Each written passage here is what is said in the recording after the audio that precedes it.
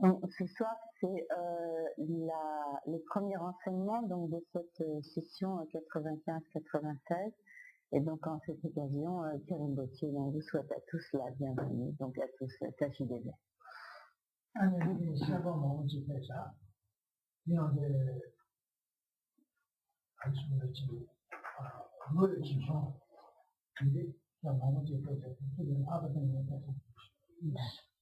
Donc, tout particulièrement, ce soir, il y a un certain nombre de personnes qui sont nouvelles et surtout donc, de jeunes gens, donc parmi ces nouveaux venus. Et donc, tout particulièrement donc, à ceux qui sont nouveaux ici ce soir, Karim Bautier souhaite la bienvenue.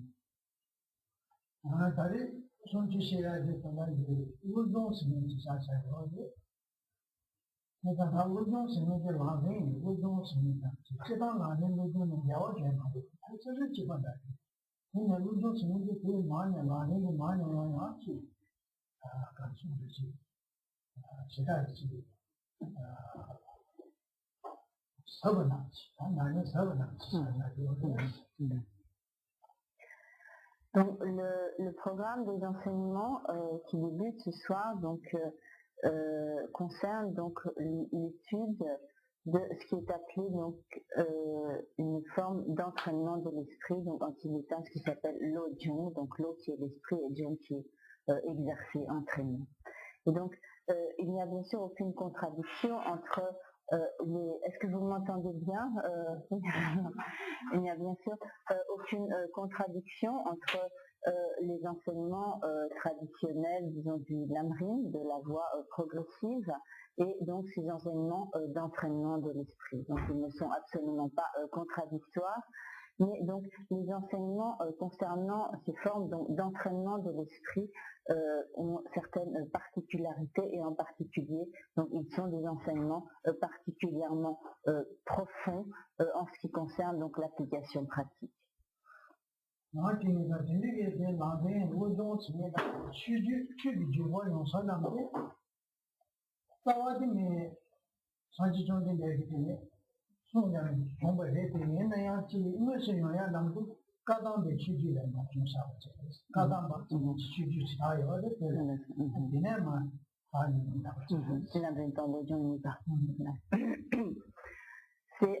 Donc ces divers enseignements, donc qu'il s'agisse des enseignements de la voie progressive ou des enseignements donc d'entraînement de l'esprit, donc toutes ces formes d'enseignement ont leur source première dans les enseignements du Bouddha.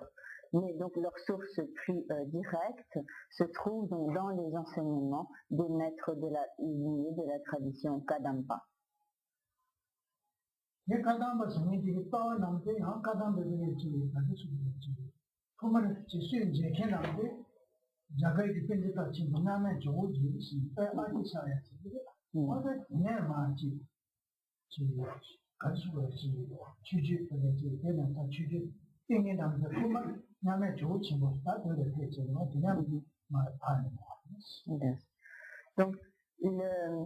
le maître qui est à la source du développement de la tradition de Kadampa est un maître indien du nom d'Atisha.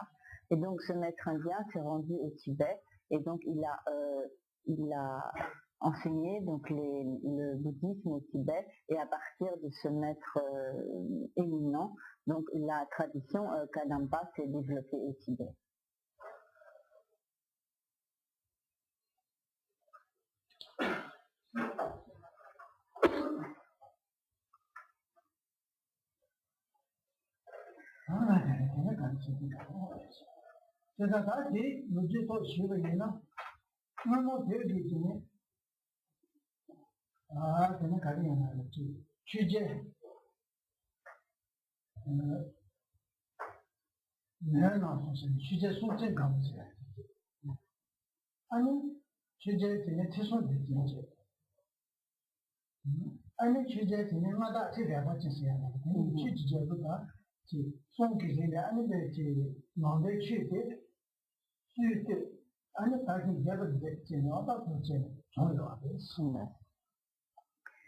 Donc, pour disons, faire petit résumé historique.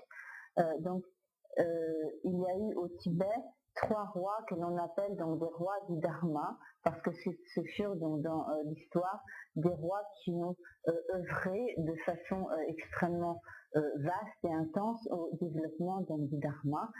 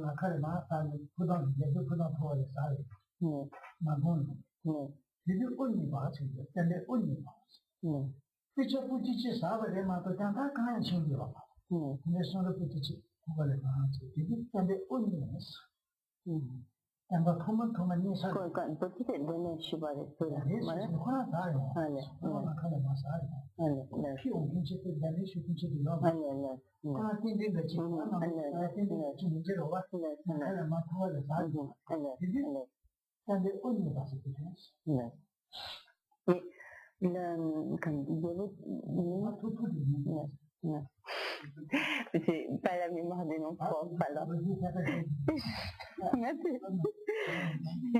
Brouillé avec l'histoire. Parce qu'il y a toujours beaucoup de noms propres, alors c'est pas difficile de se rappeler des noms propres. Parce qu'il y a pas de... Voilà, ne vous inquiétez pas trop quand même. Bon. Donc,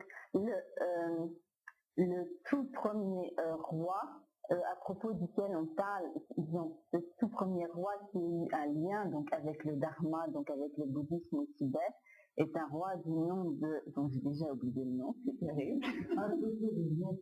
Voilà. Donc je n'ai pas besoin de répéter.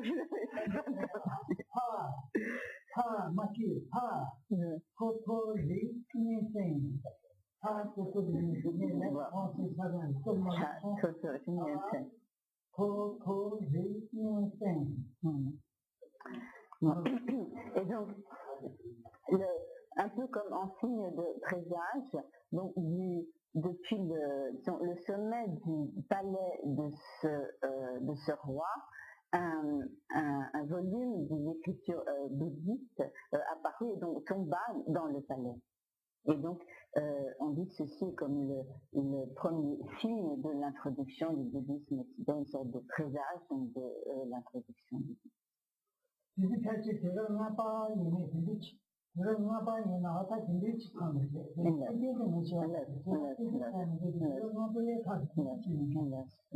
Donc il n'y a pas de certitude historique absolue, de certitude quant à la date exacte de ce fait, mais on le situe vers le 5e siècle de notre ère.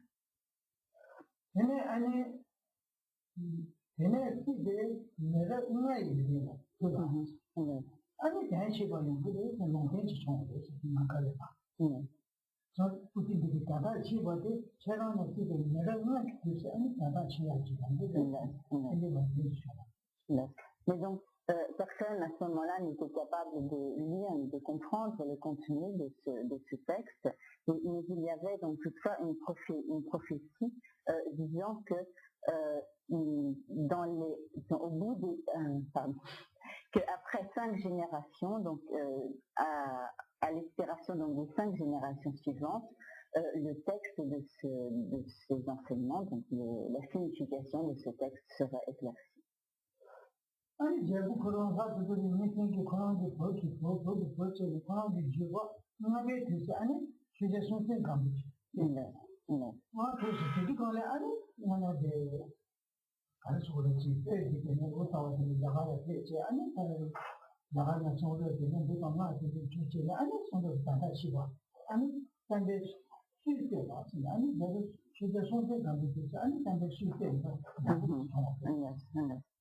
Et donc de lignée Le 5e descendant de ce roi, donc dans la lignée royale, fut donc le roi Songen Gampo, qui effectivement donc développa le bouddhisme au Tibet et dont on dit qu'il est en fait celui qui établit véritablement le bouddhisme au Tibet.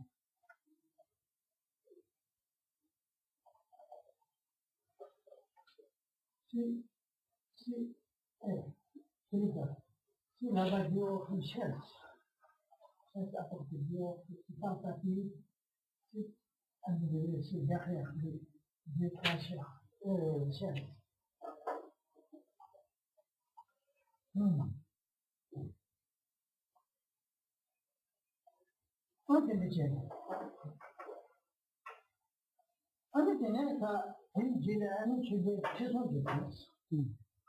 어제 되게 그걸 제발 내 말에 지게. 죄송합니다. 그러니까 아니 자가나서 kenchi shiwa chusini chike. Pema samba waje, chambutile kenchi shiwa chusini. Logan dina logan pema samba waje, jabuti jabuti son de kenchi ni kenlo chusini chini. Kenlo logan cheje chini son chini. Ane de samba de shira ga taji jabuti ni. Naga samba waje. Taji jabuti chini. Et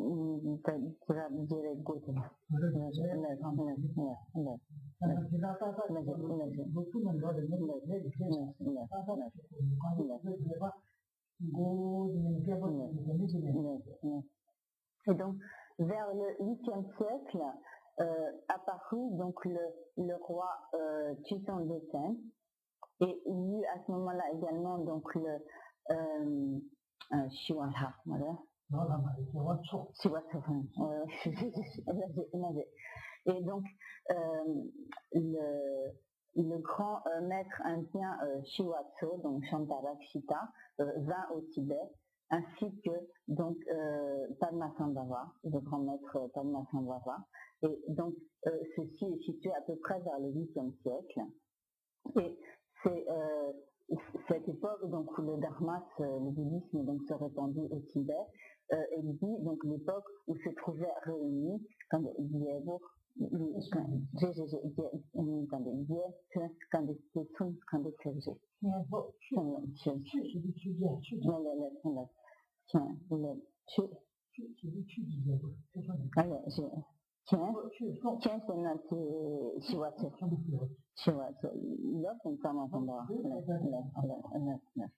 et donc, on dit de cette époque particulièrement importante pour le développement du bouddhisme au Tibet, qu'elle réunit donc le roi, l'abbé, car le maître Shantarakshita était un grand abbé d'un monastère indien, donc de l'Inde, et donc le maître Padmasambhava.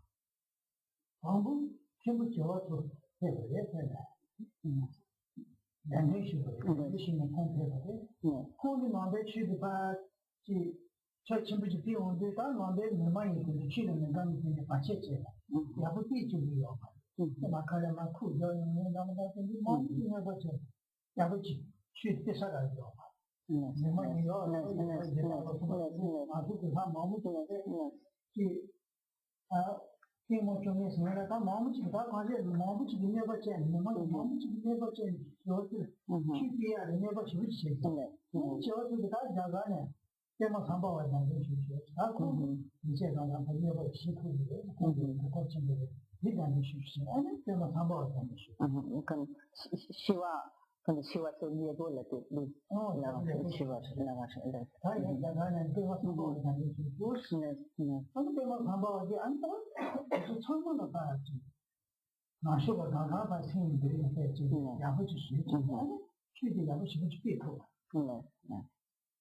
donc, à l'invitation du roi Chuson Detsen, donc une première fois, le maître Shantarakshita se rendit au Tibet, mais il rencontra énormément d'interférences, énormément d'êtres non humains, donc qui essayèrent donc d'empêcher le développement du dharma et d'empêcher donc le maître Shantarakshita puisse enseigner et donc développer les enseignements. Et donc, cette première fois, donc Shantalacita ne put pas véritablement donc, enseigner et développer les enseignements, mais il conseilla à ce moment-là donc au roi Chisondeten d'inviter le grand maître Padmasambhava pour pacifier donc toutes ces interférences. Et donc c'est ce qui se produit ici.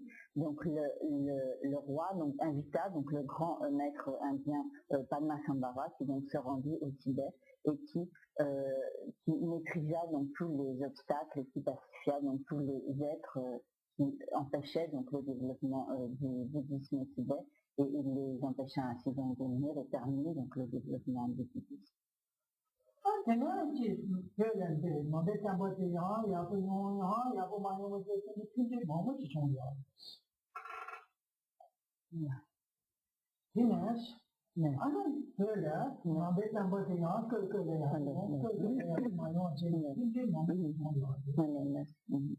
Et donc, ensuite, il y a diverses périodes dans le développement du bouddhisme au Tibet, certaines périodes où le bouddhisme fut florissant au Tibet et d'autres périodes où il y a au contraire une régression du développement du bouddhisme au Tibet.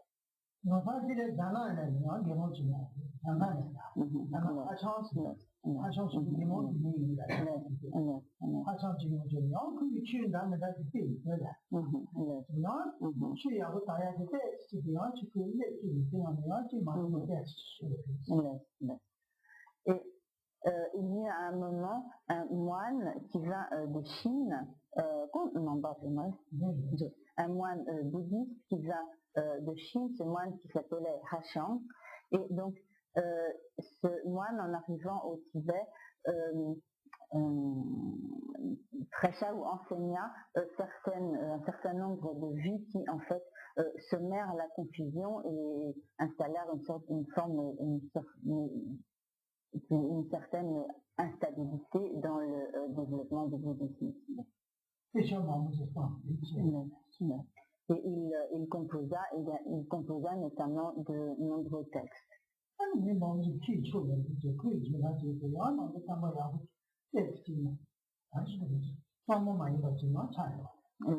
Et donc tous les textes qu'il composa introduisaient comme des erreurs donc, dans les enseignements bouddhistes, et de cette manière donc semèrent une certaine confusion.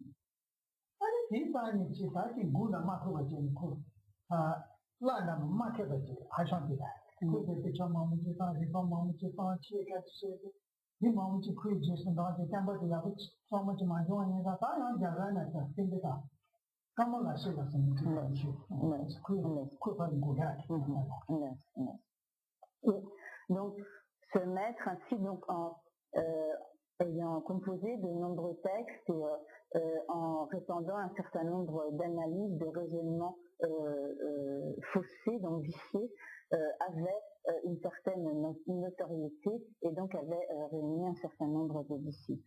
Et donc à ce moment-là, un très grand maître indien fut invité donc au Tibet de façon à contrer donc les vues qui étaient répandues par ce maître chinois.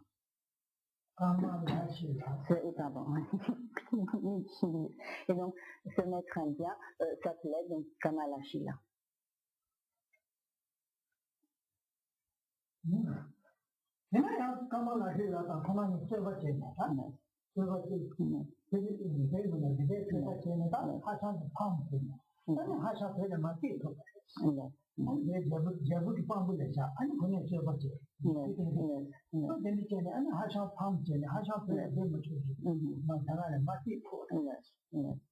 Il y a alors un très grand débat philosophique entre ces deux maîtres, donc entre le maître chinois Hachang et le maître indien Kamalashila. Et donc ce débat donc, se déroula en présence du roi, le roi étant le témoin donc, de ce débat. Et donc à l'issue de ce débat, le maître Hachang donc, fut vaincu et il dut donc quitter le Tibet, donc expulsé du Tibet et de retourner en Chine.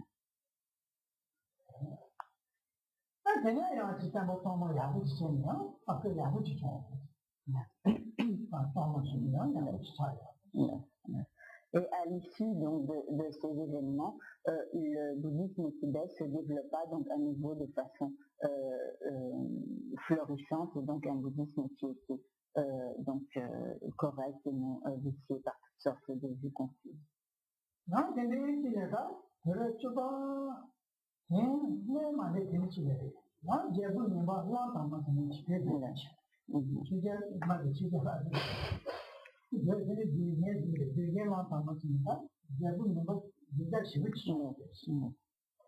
Puis, vers le début du Xe siècle, il y eut au Tibet un roi du nom de Langdharma, et ce roi fut particulièrement néfaste et particulièrement malfaisant donc à l'égard du développement du bouddhisme au Tibet.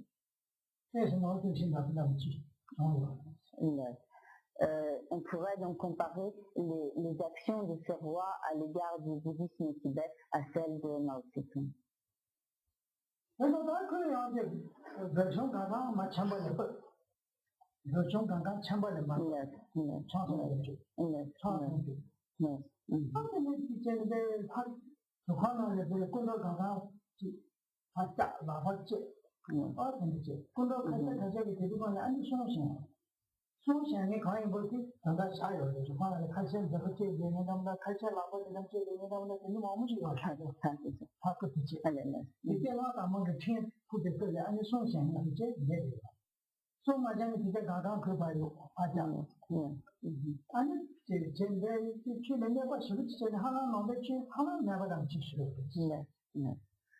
Donc, ce roi Langdharma fut extrêmement malfaisant, et donc notamment il obligea les moines à se marier, il les obligeait à boire, etc.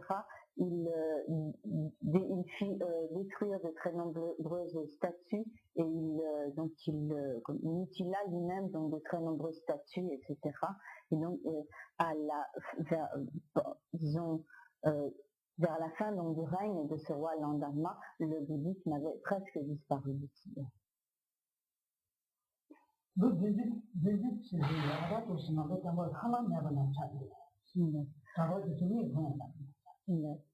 Et à cause du règne donc, de ce roi Langdharma, pendant à peu près 70 ans, il n'y a pratiquement pas de manifestation de l'existence du bouddhisme au Tibet, et on ne pouvait même pas voir un moine au Tibet.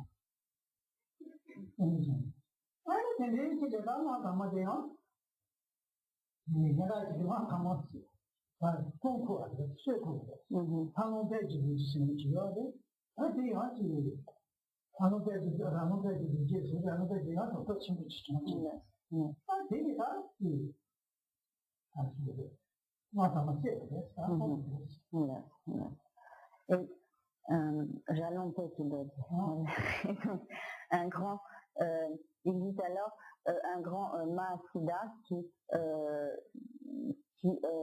tua donc le roi Langdharma. Donc ce Mahasiddha s'appelait donc Jalompe Tibet.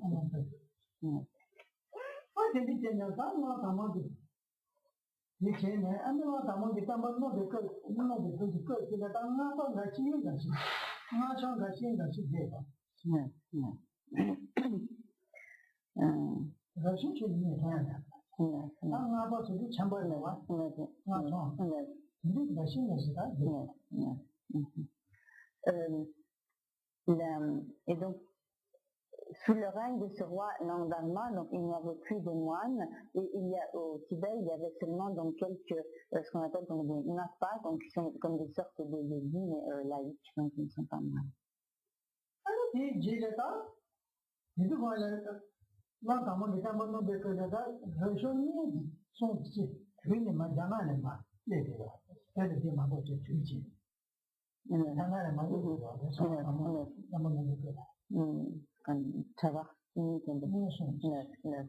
Et donc, sous le règne de ce roi, sous le règne de ce roi Langdharma, donc il y eut seulement quelques moines qui purent donc s'échapper du Tibet et aller en Chine, donc 2 ou 3 moines. These do the all of Amon never there, Fatima, and the Pena, which is what they do. The man which in the Dama, Dama, Abachini, the game, my lady, and then I had a jungle bomb in my chimneys. Dana la Chimba. The jungle bomb, Dana, and Matabachini, never that, then a man which is so good to be matching, Dana, et donc, après la mort donc, du roi Landarma, quelques jeunes Tibétains se rendirent en Chine donc, pour recevoir de ces maîtres, de ces moines tibétains qui s'étaient réfugiés en Chine, pardon, pour recevoir d'eux donc l'ordination de Guélong de Michou. Et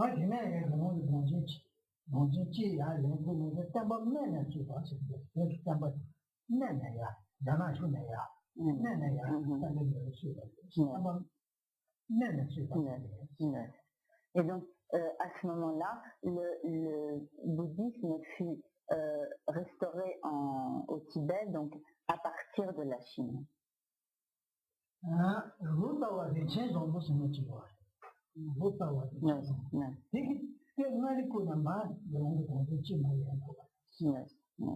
Et donc, mettre un tout peu là, si j'aimerais. Tu mets en mène, c'est la tête.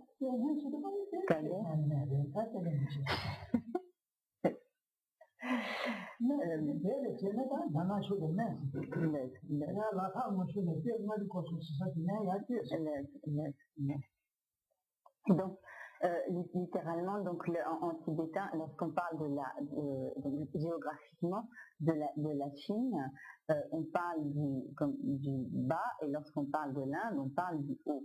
Donc, lorsqu'il est dit littéralement, donc à ce moment-là, donc le bouddhisme fut, disons, les ordinations de moines et le bouddhisme donc fut restitué au Tibet donc à partir du bas, donc cela veut dire qu'il fut réintroduit donc à partir de la Chine, et ensuite donc un très grand maître indien qui était un grand traducteur fut invité dans le temps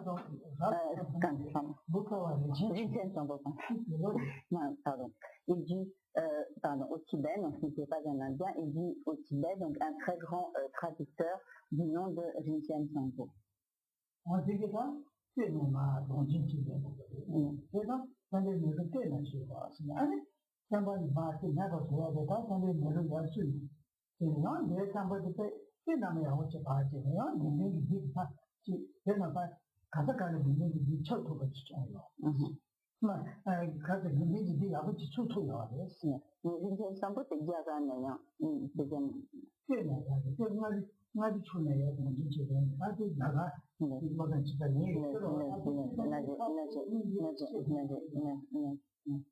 et donc, à ce moment-là, donc ce grand, donc ce maître Rinchen Sampo, donc ce grand traducteur, réintroduisit également les enseignements au Tibet, et ceci donc à partir de l'Inde. C'était un grand traducteur donc, du sanskrit, et donc il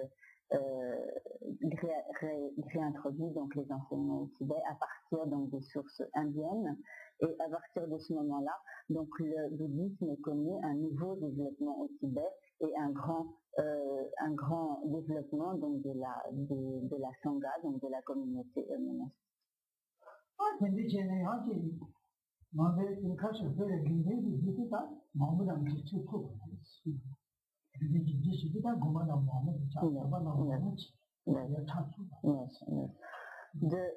À ce moment-là, donc de nombreux monastères furent fondés et de nombreuses communautés monastiques donc furent instituées.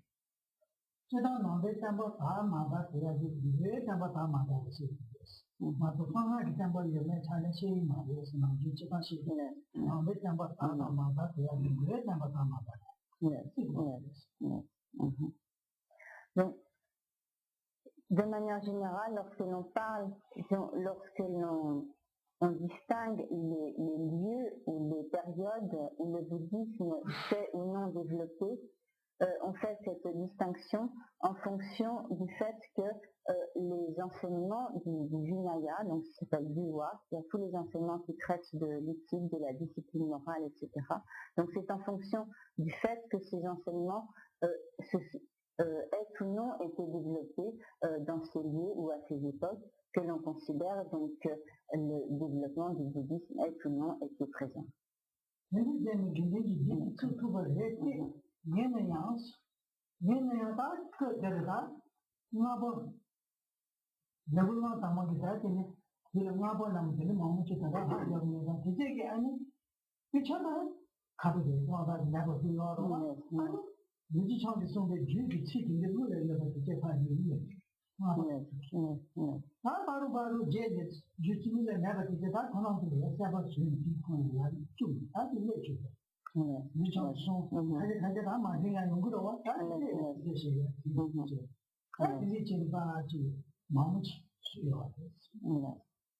Et donc, à ce moment-là, donc au Tibet,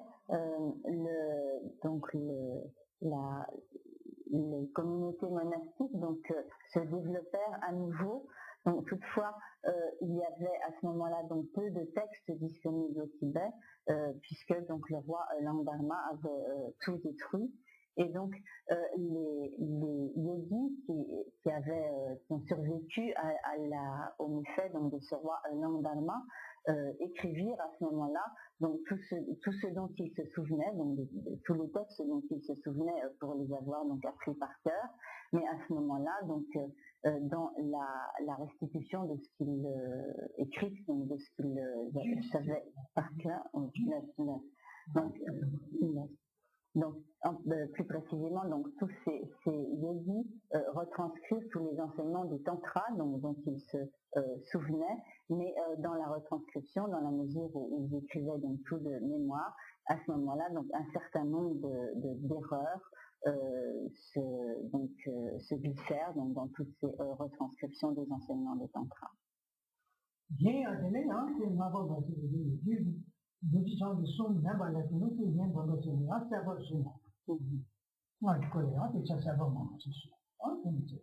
Yes, donc il y a donc un certain nombre d'erreurs liées donc à des défaillances de mémoire de ces yogis, mais également certains inventèrent donc des textes en prétendant qu'ils étaient donc les enseignements de Vajradhara.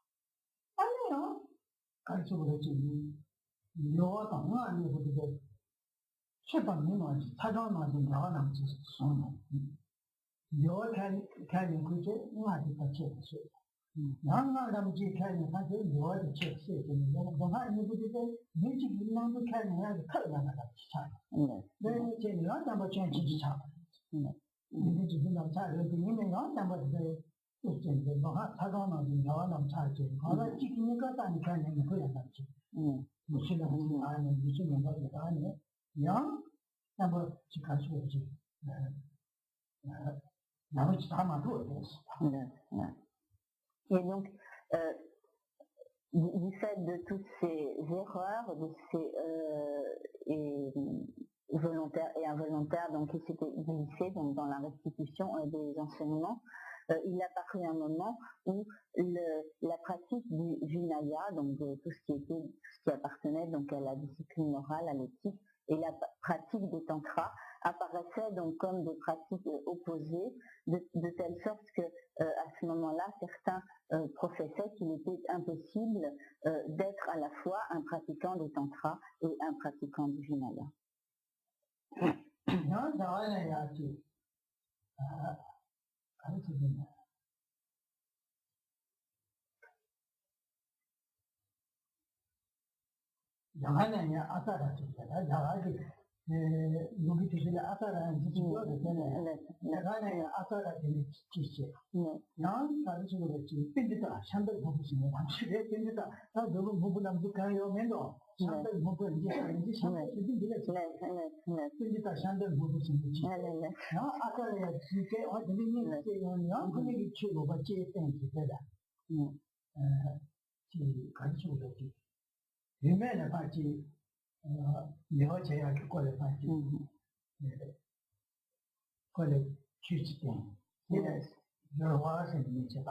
Dans la seconde magaya dit que tout en tenue que nous passons à qui était, il est le roi de Titi. On dit depuis c'est une petite langue qui est là, qui est là, qui est là.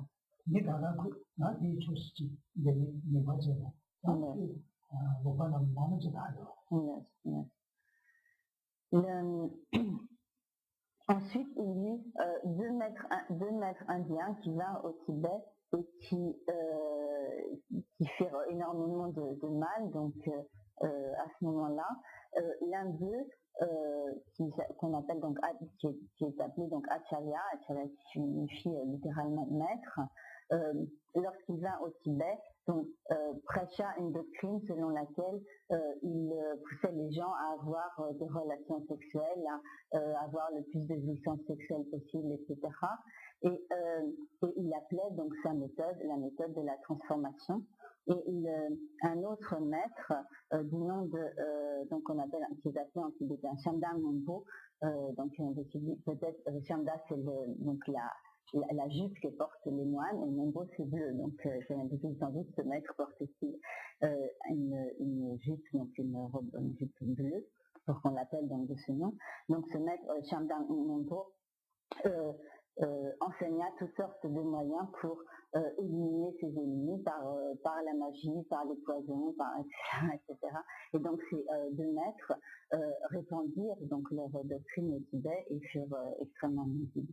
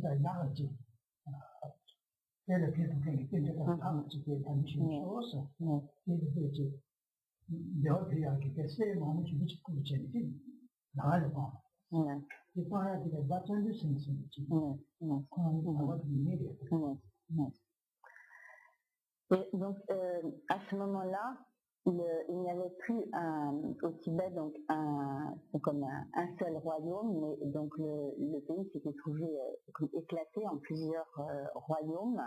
Et à ce moment-là, le roi du royaume donc de Maji, du nom de Lama Yeshe, du nom de Lama Yeshe, était un bodhisattva, et il était donc très profondément affligé donc par la situation qui sévissait au Tibet, donc et par toutes les doctrines néfastes qui s'y étaient répandues, et il cherchait donc le moyen de répandre donc un dharma, donc de répandre un enseignement juste donc du bouddhisme. Et il chercha donc à ce moment-là à inviter donc un grand maître et érudit indien. Et pour cela, donc, il envoya un émissaire inviter donc un grand maître indien,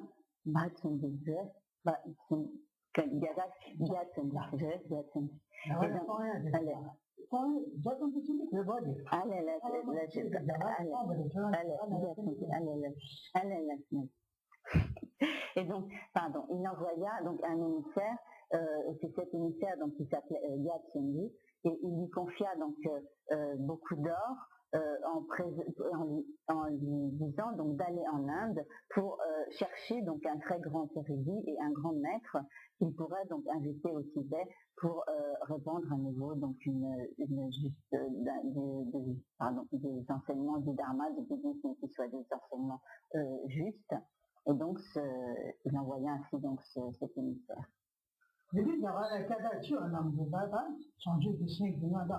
조지, 아티샤, 단체 조지, 나다 처럼 전에 나가 되는데 근데 좀 한국에지 가지고 거지 남아야 하는 바다 개발인 바다네 아또 통보인 바다인데 사람 지탱이 개념 그래야 돼 대den치 차대요. Et donc à cette époque en Inde, le maître bouddhiste le plus renommé est celui donc tous les sages révéraient et respectaient et dont les qualités étaient universelles, étaient reconnues donc par tous en Inde, était le maître Atisha, dont tu as parlé tout à l'heure.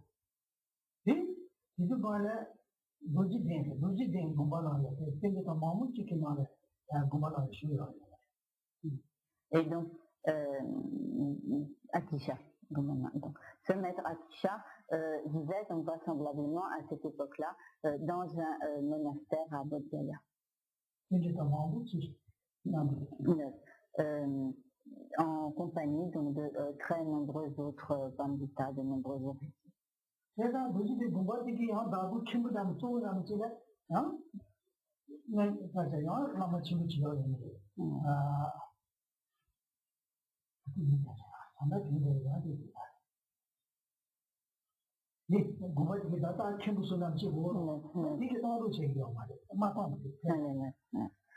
donc, l'émissaire donc, de ce roi tibétain se rendit donc à ce monastère, mais l'abbé donc, de ce monastère de Bodh Gaya ne donna pas l'autorisation pour que Atisha donc, quitte l'Inde pour se rendre au Tibet. Et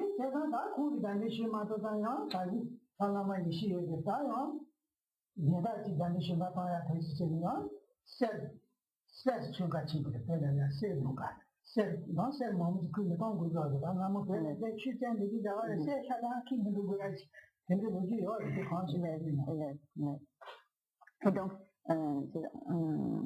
il y a sans doute une plateau de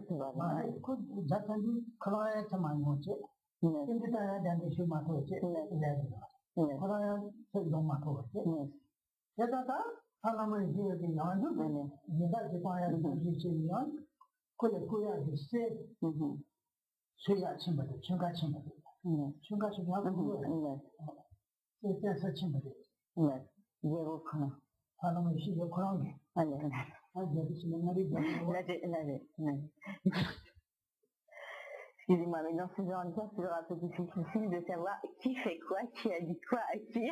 Bon.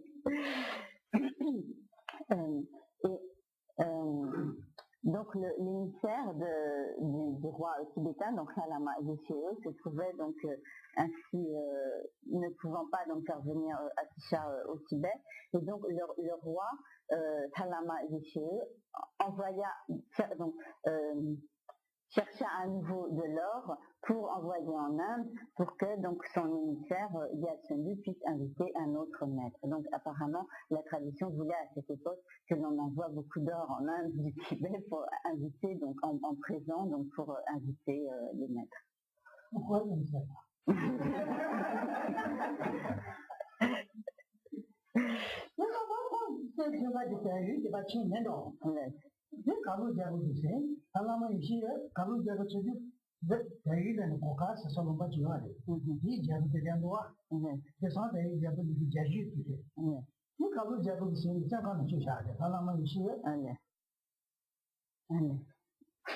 Et donc, à ce moment-là, donc, cherchant de l'or, ce roi, donc Salama Yeshue, arriva donc dans une région du Népal, et à ce moment-là, donc le roi donc, du Népal le mit en prison. Et donc, Kalo, c'est Lumba, et donc ce royaume donc, du Népal, où le roi de la province donc, de Marie, donc Salama Yeshue, et donc s'appelle donc Kalo, ça s'appelle donc la région de le royaume de Kalo. Donc